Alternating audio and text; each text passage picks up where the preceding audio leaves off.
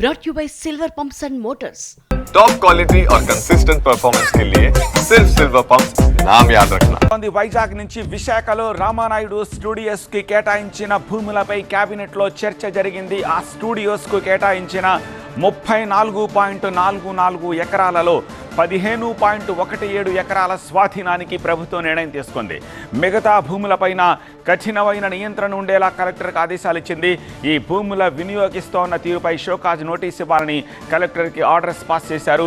విశాఖలో సినిమా రంగ అభివృద్ధి కోసం 2003లో ప్రభుత్వం ఈ ప్రోత్సాహకంగా ఈ ల్యాండ్ని ఇచ్చింది. స్టూడియో నిర్మాణం కోసం మధురవాడలో 34.44 ఎకరాలను కేటాయించింది. స్టూడియో అనుబంధ అవసరాలకు మాత్రమే వాడాలని అప్పట్లో కండిషన్ పెట్టారు. అందులో 15.17 ఎకరాలను రెసిడెన్షియల్ లేఅవుట్గా మార్చుకుంది సురేష్ ప్రొడక్షన్స్. రూల్స్ ఉల్లంఘించి ఇతర అవసరాలకు వాడడంపై ప్రభుత్వానికి ఫిర్యాదులు వచ్చాయి. రెవెన్యూ శాఖ విచారణ తర్వాత ప్రభుత్వానికి ఆర్పీ సిసోడియా నివేదిక ఇచ్చారు. నివేదిక ఆధారంగా 15.17 ఎకరాలను వెనక్కి తీసుకోవాలని ప్రభుత్వం నిర్ణయించింది.